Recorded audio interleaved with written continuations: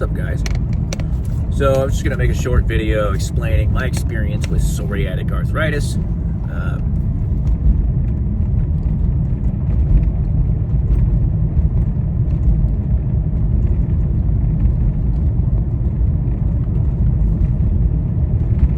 So for me, it started out around 2020. I started out with just some stiffness in my fingers. And it was unusual. It was definitely like, what the heck is that? And everyone I tried to tell, they all said the same thing. Oh yeah, I know, I get that sometimes. And of course they don't, because they don't have psoriatic arthritis. So people do this thing for some reason where they're very dismissive of any kind of symptoms you may have.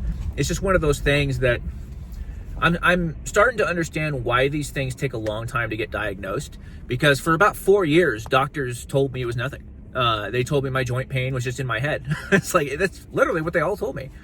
And it wasn't until I saw a dermatologist that last year, about a year ago, for this growth under my fingernails. Like the skin was like growing with the nail, and to the point where I couldn't even trim down my nails like more than halfway anymore without trimming into the skin.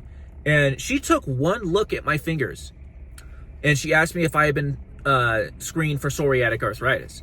So before, I was negative for rheumatoid arthritis. I thought I had rheumatoid because my dad had that and so did my grandpa. So it made sense. So that's one of the reasons the doctors kept saying I had nothing, because I was negative for rheumatoid factor. But, you know, that's how they found out I had psoriatic arthritis. I'm one of the unusual cases that got the arthritis first before the psoriasis. So I didn't actually have any psoriasis, but now I'm starting to get it. You can see it on my hands a little bit. I'm starting to get a little bit, but I've been messing around with my diet because I don't want to go on biologics. Not only are they ridiculously expensive, but I just think, you know, they mess with your body. I don't know. Those drugs are kind of creepy in my opinion, and most people end up getting off them. I'll still go on them if I have to. I'm trying to do some dietary interventions first, cutting out gluten and wheat. I'm actually trying gluten and wheat, cutting out gluten and dairy.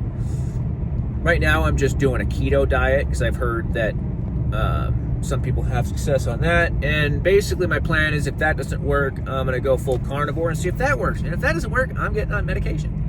Because at the moment, I basically have joint damage. I mean, in my spine, my hips. They actually found it on x-rays, and my knees. At this rate that I'm going, if I can't get a hold of it, I'm going to have, like, you know, hip and knee replacements by age 50. I mean it's that bad. And I'm not one of those people that exaggerates things like that. You know, if I'm saying I can't change my tires anymore, then I'm being serious. Because, like, one of my favorite things to do is work on my car. I mean, there's a lot of stuff I can't really do anymore, mainly because of my knees. My knees are really heavily targeted for some reason.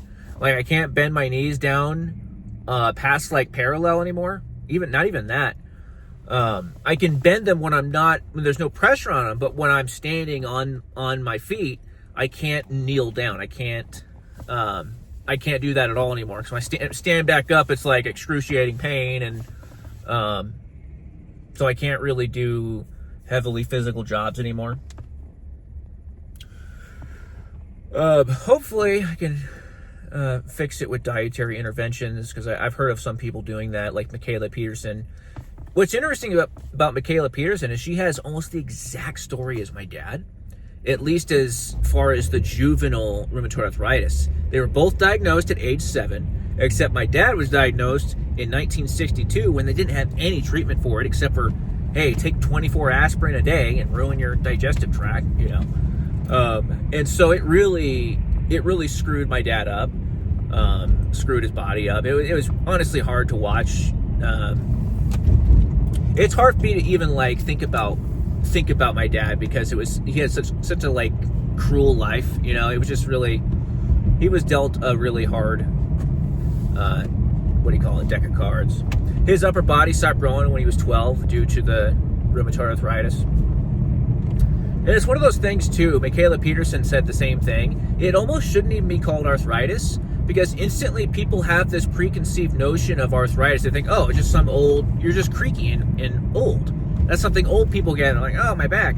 No, this is actually rheumatoid arthritis and psoriatic arthritis. They're autoimmune. They're not like wear and tear.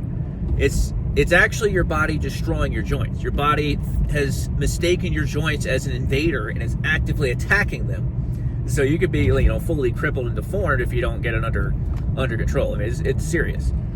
But because it's called arthritis, most people are just dismissive about it. Oh, you just have aches and pains, and it's much more to it than that. But anyway, Michaela Peterson said that she cured it with the carnivore diet after much, dietary experimentation over the years. The thing that finally worked for her.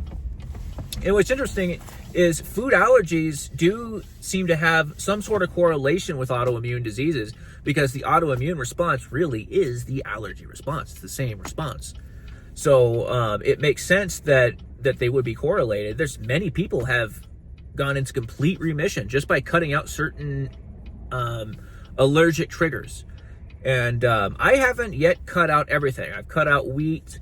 I need to try cutting out more like gluten. I mean, not gluten, but dairy. But I've also read that it takes time to see improvements. So anytime you have any kind of dietary intervention, you should wait a few months before you determine whether it's working or not. It's not a quick fix. Everyone wants a quick fix.